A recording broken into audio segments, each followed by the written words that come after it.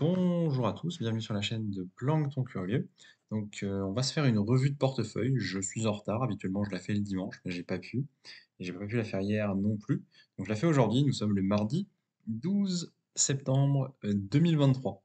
Donc là on est en vue journée sur la map que vous voyez, une journée qui est plutôt dans le vert, mais qui ne traduit pas du tout la tendance qu'on a eue cette dernière semaine, qui était très très largement à la baisse, mais ça vous le savez déjà. Je vous ai laissé un petit message d'ailleurs sur Arbitrum sur Twitter hier. Je reviendrai plus sur Twitter parce que il n'y a plus d'actu en ce moment en vidéo, ça vous le voyez, depuis une semaine, plus quasiment plus de vidéos. Par contre, j'ai quand même pris le temps de faire une fiche quotidiennement sur les actus principales que vous avez en général. Vous avez 6 actus qui me semblent être à peu près notables et qui valent le coup d'être mises en avant. Donc je vous mets ça sur le Twitter, je vous mettrai des liens, etc. à l'avenir pour que vous ayez accès si ça vous intéresse. C'est assez rapide à lire en général, je pense que vous pouvez lire ça en 1 minute et ça récapitule pas trop mal la chose. Donc voilà, petite parenthèse pour les actus fermées. Je vous avais mis dans le message du coup que le Arbitrum sur les 75 centimes de dollars, eh bien, c'était une zone intéressante et eh bien, j'en ai acheté hier, vraisemblablement. Il faut que j'aille vérifier. Je ne suis pas allé voir si c'est sur Binance, mais il me semble qu'on est passé un peu en dessous. Je crois qu'on allait à 74 centimes sur Binance. Du coup, eh bien, vraisemblablement, j'ai ouvert une ligne Arbitrum dans le portefeuille que je vous présente toutes les semaines. On en reparlera plus précisément dimanche prochain. Donc pourquoi cette baisse? Je ne sais pas si vous avez vu passer l'info, normalement oui, mais si c'est pas le cas, je vous donne l'info. C'est parce que, vraisemblablement, en tout cas, parce que FTX a pas mal d'actifs sous gestion, notamment du Solana, et qu'on avait une information disant que potentiellement, ils allaient vendre leurs actifs mercredi, c'est-à-dire demain. Donc ça a, à mon avis, entraîné un gros mouvement de FUD, peut-être aussi un sell the news, avec un potentiel buy the rumor entre aujourd'hui et demain, c'est possible. J'ai pas vu d'autres grosses infos qui mènent à cette baisse, notamment que la baisse était hier et que moi j'ai vu passer ces infos-là dimanche, il me semble. Donc ça me semble cohérent en tout cas. Ce qu'on peut constater, c'est qu'on a une belle semaine dans le rouge et que potentiellement il y a des opportunités d'achat. Donc on va aller voir tout ça graphiquement. Donc un petit point sur les indicateurs habituels. Euro-dollar sur la semaine dernière, on est sur une semaine plutôt dans le rouge. Au final, ça semble se corriger. Là, on est légèrement dans le vert pour les 2 jours, un jour et demi qui viennent de s'écouler sur cette semaine-là. Mais ce qu'il faut se regarder, c'est plutôt la semaine dernière qui était bien dans le rouge. SP500 également, et ça continue sans grande surprise. On va aller vite sur les analyses, il n'y a pas grand-chose à dire. Vous voyez, c'est quand même très très plat. Donc on est sur du rouge sur le Nasdaq aussi. Indicateur chinois, ici c'est ce composite légèrement dans le rouge. Donc, ça présage quand même d'une semaine crypto également dans le rouge, hein. Je parle évidemment de la semaine dernière. Ici c'est pareil. Et au Japon, le Nikkei qui plutôt stable, hein. C'est même très très stable en vrai. On continue ici avec le bilan des banques centrales qui ne bouge pas. Je suis un peu surpris, moi je m'attendais à un petit redécollage pour la rentrée. Ça se fait attendre, mais on verra, on n'est que le 12 septembre pour le moment. Au niveau de la Bitcoin dominance, on voit qu'il reprend un petit peu les devants. Et c'est vrai que Bitcoin a quand même un peu baissé cette semaine pour revenir en fait à un statu quo, hein. Vous le voyez ici, on a repris 3% aujourd'hui, donc on était à 25 000, on est quand même sur la zone des 25 000. Et tout de suite, le reste du marché suit. Donc effectivement, on peut parler d'une certaine Bitcoin dominance qui est toujours plutôt présente et à l'opposé, le rapport Ethereum sur Bitcoin qui baisse. Donc ça c'est logique et je vous ai dit aussi que je l'attendais plus bas. Si on regarde mes zones ici, voilà, je l'attends, ouais, je pense qu'il peut aller jusqu'ici au 0,057 sans trop de problème, hein, ce qui correspond en fait à des zones anciennement travaillées ici en juin, donc à l'été 2022, ainsi que en 2021. Donc ça me semble pas du tout déconnant de se dire que là, on va descendre jusqu'en bas, ce qui veut dire toujours plus de Bitcoin dominance, en tout cas pour les prochaines semaines. En tout cas, c'est comme ça que je vois la chose. Ça ne me surprendrait pas vraiment que le marché continue de suivre Bitcoin. C'est tout à fait logique en fait. Les cryptos euh, intéressent peu, mais Bitcoin reste quand même un actif dont on parle avec les ETF. Et quand les instituts veulent acheter de la crypto, essentiellement, ils vont sur Bitcoin en premier lieu, bien qu'on entende parler un petit peu des ETF Ethereum à l'heure actuelle, mais bon, c'est comme les autres, à mon avis, ça attendra 2024. Bitcoin, on parlait de lui, donc le scénario suivi pour le moment, c'était le premier, celui qui visait à retourner sur les 22, voire plus bas, 22 000. Donc je suppose que c'est ça qu'on est en train de suivre, même si en réalité on a eu un mois extrêmement plat, hein. Si vous regardez là, depuis, la semaine du 14 août, on a eu cette grosse baisse et en fait il se passait rien. En vue semaine, on n'a vraiment pas de volatilité. Il se passe vraiment très peu de choses. Alors oui, il y a des bougies, il y a eu des moments où on est remonté à 28. Là cette semaine, on est descendu à 25. Mais en clôture, si on compare juste les clôtures, j'enlève mon dessin, il se passe quasiment rien, hein, c'est extrêmement plat. Il se passe pas grand-chose, quoi. Donc pour le moment, on suit ce scénario-là, et puis on verra. Si on arrive sur les 20 000, j'en rachèterai. Si on va plus bas, j'en rachèterai encore. C'est un peu ça le plan. On aura le temps d'en parler. Ethereum, bah, il va suivre, hein, tout simplement, c'est ce qu'on a vu, hein. Pour le moment, sa dominance à Ethereum, elle est assez faible par rapport à Bitcoin, donc il va juste suivre la tendance. Et la stratégie, en ce qui me concerne, d'achat, c'est la même. Matic, il est en train de baisser encore, ça c'est intéressant. Du Matic à 50 centimes, c'est beau, hein. Enfin, c'est beau. C'est un cours d'achat qui est intéressant.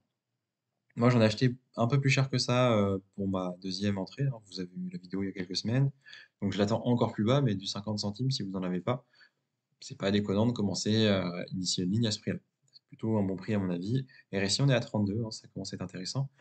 En termes de situation, c'est-à-dire qu'on est un peu bientôt sur la survente. On attend. Ici, on a Fantôme, qui est un peu dans la même configuration, en fait, hein. On arrive sur vraiment une zone intéressante. On est sur le bas de mon rectangle que j'avais tracé ici. Et vous voyez, ça remonte quoi? Ça monte ici la baisse qu'on avait eue euh, en début d'hiver, en début d'hiver 2022, hein, quand il y a eu le crash de FTX en novembre, concrètement. Vous voyez, on est en train de retourner sur les valeurs de ce crash-là, hein, quasiment les 16 centimes. Et là, on est en dessous des 19. C'est pas mal pour du fantôme. Titre personnel, j'attends encore de voir si on n'irait pas plus bas, mais pour initier une ligne, c'est pas mal, c'est vraiment pas mal. PancakeSwap, j'en ai pas acheté parce que je vous ai dit, bah, je me demande jusqu'où on va aller. Ça continue de creuser. On est à 1,16 $, c'est les plus bas depuis extrêmement longtemps. Voilà, on est sur les plus bas depuis. Bon, en réalité, ça fait, ouais, bon, ça fait 3 mois qu'on est sur des plus bas historiques. Donc, effectivement, ça a peut-être plus de sens de dire ça, mais on va toujours plus bas. Donc, pour le moment, j'en achète pas, mais à un moment, je pense en acheter. Je vous ferai savoir quand ce sera. Le prix est toujours plus bas, donc je vois pas de raison je vois pas de raison. Pour moi, il n'y a pas de retournement, donc je vois pas de raison d'en acheter. Curve, Curve, le prix est bon aussi, hein, 40 centimes, c'est vraiment sympa. J'ai l'impression que ça peut creuser un peu plus aussi. Donc pourquoi pas sur la zone des 30 centimes, hein, qui historiquement était bah là, en fait, la zone de rebond qu'on a eu en octobre 2020. Imaginez, ça fait 3 ans qu'on n'a pas eu ces prix-là, c'est assez fou quand même, hein. À part la petite mèche qu'on a eu ici en novembre 2022, mais c'est vraiment une mèche. Ça a duré peu de temps. Au niveau du RSI, cela dit, on est qu'à 31, donc si on compare à PancakeSwap qui a traîné, voyons, on est à 22, hein, qui a traîné en dessous de 30 là depuis avril. En fait, ça peut durer un certain temps, donc pour le moment, pas d'urgence, j'ai envie de dire. Mais ça vaut le coup de jeter un œil, parce que c'est quand même des bons prix, et c'est quand même des projets qui tiennent plutôt bien la route, a priori, même quand il y a eu des problèmes, Curve, ça s'est fait soutenir. Donc, je pense que des projets qui vont survivre. Le BNB, qu'il faut surveiller quand même, parce que ça traduit un peu l'état de santé de Binance, il baisse, comme le reste du marché, mais il est quand même assez résilient, je trouve. Je trouve que sur le mois, en fait, il suit Bitcoin, il est extrêmement plat. Les bougies sont très proches les unes des autres, hein, en termes de volatilité. On n'a pas grand-chose, en fait. Moi, j'en rachèterai plus tard s'il va plus bas pour le moment. Je le regarde juste. Le Chainlink, ça bouge pas pour moi. 6 dollars. De toute façon, on est toujours à 6 dollars. Regardez, ça fait depuis un an qu'on est autour des 6 dollars en fait, hein. De temps en temps, on monte un peu. 8-9 dollars, on descend à 6. 8-9 dollars, on descend à 6. Bon, ça m'intéresse pas. Le RSI encore élevé, 44. Stax, c'est en train de corriger aussi, c'est pas mal. 44 centimes, c'est bien. Moi, j'ai envie d'en acheter plus bas encore, hein, même plutôt sur les 30, voire un poil plus bas. Et on a de la marge au niveau du RSI. J'attends. Litecoin, bah, toujours plus bas aussi, hein, 60 dollars. Donc moi, je suis presque à 40% de perte dessus. Je l'ai acheté à 97, donc presque à 100. Et au niveau du RSI, on n'est même pas en bas, hein. Vous voyez, le RSI, ouais, on est à 36, donc ça peut aller plus bas encore. Ça présage pas de très très belles choses, mais tant pis, hein, si on a tous nos casseroles, toutes nos erreurs, bah, c'en est une. Quand il a franchi par contre la barre des 100, vous voyez, on était quand même dessus, on glissait au-dessus, on était un tout petit peu en dessous. Là, on est en train de franchement entrer. On est à 92 dollars. Il y a des zones sur lesquelles je vais aller l'acheter aussi quand. S'il va vraiment beaucoup plus bas, vous voyez par exemple cette zone ici, là, qu'on a travaillé en juin 2022, autour des 60. un peu en dessous de 60. Je pense que c'est pas mal d'en racheter parce que le projet, il est bon. En tout cas, c'est ce que je pense. The Graph, je vais aller en acheter beaucoup plus bas aussi, hein. Pour le moment, ça va pas m'intéresser. Le prix est bon pour rentrer, c'est juste que j'en ai déjà moi sur le portefeuille. Donc, il faudra vraiment qu'on ait des prix vraiment très intéressants pour y aller, qui perdent encore 30%, quoi. Donc, je pense que c'est un peu gourmand. Illuvium, ça résiste bien, je trouve, Illuvium en fait. On est sur 40 $. Donc, oui, c'est une baisse, bien sûr, hein, mais qui est pas énorme comparé au fait que moi j'en ai acheté à 55, je crois, c'est ce prix-là, ouais, 55. On est à 40, oui, en réalité, c'est quand même une perte assez notable en termes de pourcentage. Mais je trouve qu'il tient pas trop trop mal. On va voir s'il break ou pas, parce qu'en fait, c'est une zone qu'il avait déjà connue, hein, ce qu'on est en train de connaître là, les 40. Et en fait, j'ai réfléchi même à en acheter, pour tout vous dire. Le RSI, par contre, il est à 40. La dernière fois qu'on a connu ces prix-là, le RSI était à 30. C'est une grosse différence, donc peut-être attendre un petit peu. Ça se trouve, ça va coûter moins cher dans quelques temps. C'est une possibilité. Filecoin qui est sur la zone des 3 $, donc historiquement c'est très bien. 3 $, c'est vraiment pas un prix qui est élevé pour du Filecoin. Je pense que c'est un bon projet aussi. La dernière fois qu'on était sur cette zone-là, on est remonté jusqu'à 4,5, donc pourquoi pas, il y aura peut-être un petit trade à prendre.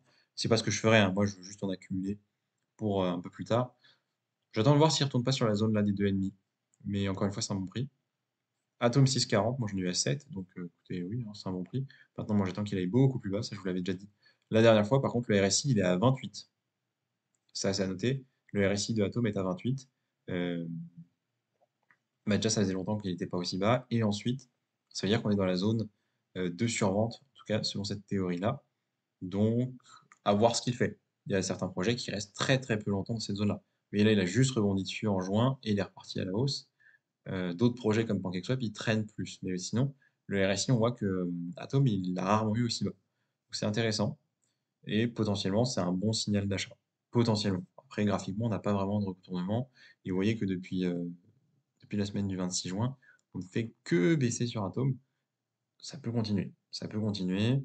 Après, si vous regardez historiquement, là, on a eu cette énorme baisse, hein, qui était liée au crash de Terra en juin dernier, en juin 2022. Et derrière, ça a rebondi. On a eu 7 semaines de hausse avec là des très belles performances sur toute la fin de l'été, où il est passé de 7, mais le faire x2, quoi. Il est passé même de 6,5 à presque 16, un gros x2. Peut-être qu'il va refaire ça, ou peut-être pas, on verra bien. Mais dans l'ensemble, c'est un bon projet, une bonne thématique, bonne narrative avec tout ce qui va toucher l'interopérabilité. Donc j'en ai acheté, j'en rachèterai s'il va encore plus bas. Casper, j'attends que la correction continue. Moi, je trouve que c'est toujours un peu cher, Casper. Même si c'est un bon projet, j'attends. Vous voyez, il vient tout juste de toucher ma petite boîte verte là. J'ai le temps d'attendre, j'ai pas de problème avec ça. Le RSI est encore élevé. Loopring, on est sur des zones basses, mais en fait ça bouge pas Loopring. Vous voyez, ça fait déjà un mois, un peu plus d'un mois, 3 semaines et demie que ça bouge très très peu. Donc pour le moment, je suis incertain. Je me demande s'il va pas aller plus bas. Le RSI va encore en dessous des 30. J'ai envie d'attendre. DOT, j'en ai acheté à 4,20 $, il est en dessous des 4 $, donc eh bien, j'attends mes prochaines cibles pour en acheter beaucoup plus bas. Ce sera en dessous des 3 $. Donc pour le moment, ça m'intéresse pas. Le cours est sympa, mais la structure, elle est pas terrible, terrible. Ça peut aller plus bas sans problème, à mon avis. Aiken Token, donc là, on est dans les tokens IA. À mon avis, on peut aller plus bas, on peut continuer à corriger cette hausse. Le RSI est encore assez élevé. Je ne vais pas m'y intéresser pour le moment. Fetch. Fetch, il a fait une belle correction, l'air de rien, la semaine dernière. Il avait eu une belle bougie de hausse la semaine d'avant. Et puis la corriger, c'est logique. Au niveau du RSI, on est assez élevé. Au niveau du prix, on est assez élevé par rapport à ce que ça valait il y a tout juste même pas un an. Donc pour le moment, je n'en veux pas. J'attends plus de corrections. Agix, même analyse, donc je ne vais pas traîner dessus. Magic Token, je n'ai pas très envie d'en acheter pour le moment. Et au niveau de la structure, je pense qu'on peut aller plus bas. Donc je n'en veux pas. Et le RSI aussi, on peut aller plus bas. Rocket Pool, le stacking sur ETH, je me demande jusqu'où il va aller. Parce qu'on a eu une toute petite bougie verte la semaine dernière, sinon on a eu de la baisse depuis fin mai. Peut-être qu'on peut aller encore plus bas, donc je vais le surveiller. On va voir si là il stabilise longtemps, s'il repart ou si au contraire c'est juste en prévision d'une plus grande baisse. Honnêtement, pour le moment, je ne sais pas trop quoi en penser. La structure, je la trouve pas assez ancienne pour vraiment pouvoir la lire. Et en fait, il y a tellement d'autres projets à acheter que c'est pas trop sur ça que je vais m'attarder pour le moment, même si c'est certainement quelque chose qui a de l'avenir. XRD, bah, depuis cette hausse de mars, on a du mal à corriger complètement. C'est une belle correction, on a du mal à aller jusqu'en bas. Pour moi, j'attends. Bah, je pense que le RSI est trop élevé par rapport aux autres projets. On a tous vu, ils ont tous des projets. Tous les projets ont des RSI entre 30 et 35. Lui, il est à 47. Ça peut aller plus bas. À mon avis, ça peut aller plus bas. Render Token. Render Token, il a presque. Ouais, il a cassé sa tendance haussière, j'ai l'impression, hein, si on a envie de croire à ce genre de théorie, hein, mais il a un peu cassé sa tendance haussière. On va voir ce qu'il fait. Est-ce qu'il est en train de rebondir ou est-ce que c'est juste une espèce de petit réveil avant de continuer la baisse? C'est possible, de toute façon. Moi, j'en veux sur la zone verte que vous avez ici, autour de 1 $. Donc, pour 1,50 $, je trouve ça un peu cher. Le RSI est élevé. La tendance de marché, c'est quand même plutôt de la baisse. Je vois pas de raison d'en acheter maintenant. Après, je peux me tromper, hein, mais c'est mon avis. Arbitrum, on a trouvé ma zone, hein. Je vous l'avais dit. Arbitrum, j'en veux en dessous des 80 centimes. Voilà. On est à 77. J'avais un ordre à 75 qui a très certainement été pris. Et donc j'en ai acquis un peu. Est-ce que ça va aller plus bas? Oui. J'ai de grandes chances que ça aille plus bas. Je n'ai pas de garantie de ça, mais je serais pas du tout surpris qu'on retrouve du Arbitrum à 50 centimes d'ici un mois ou deux. Tout à fait possible. Après, je peux me tromper, peut-être que ça va redécoller. Dans tous les cas, j'en ai acheté, vous avez l'info. Vous en faites ce que vous voulez. Tao, qui est en train de corriger. Ouais, il a bien corrigé là sur ces dernières semaines. Et on est sur les 50 $. Moi, j'ai envie d'en acheter un peu plus bas. Ça va être intéressant de voir si il rebondit sur cette zone-là, parce que c'est là, vous voyez, qu'il a redécollé en fait la deuxième fois ici, en juillet. On va voir s'il fait pareil ou si au contraire ça pète un peu. Ça va beaucoup dépendre des conditions de marché, à mon avis, qui pour l'instant, disons-le, ne sont pas très favorables aux crypto. J'attends de voir. Moi, je trouve qu'il n'y a pas assez d'historique, qu'il est un peu trop cher par rapport à ce qu'il valait il y a quelques mois, étant donné les conditions actuelles, hein. On est quand même en bear market, il y a peu d'acheteurs, donc j'ai envie d'attendre.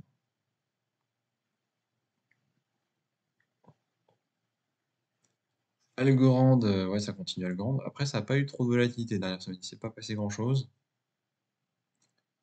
Sur papier, j'aime bien le projet, mais en fait, ça me vend pas trop du rêve, donc j'ai pas envie d'en acheter pour le moment. RSI, on commence à toucher 30, à voir si ça rebondit ou pas.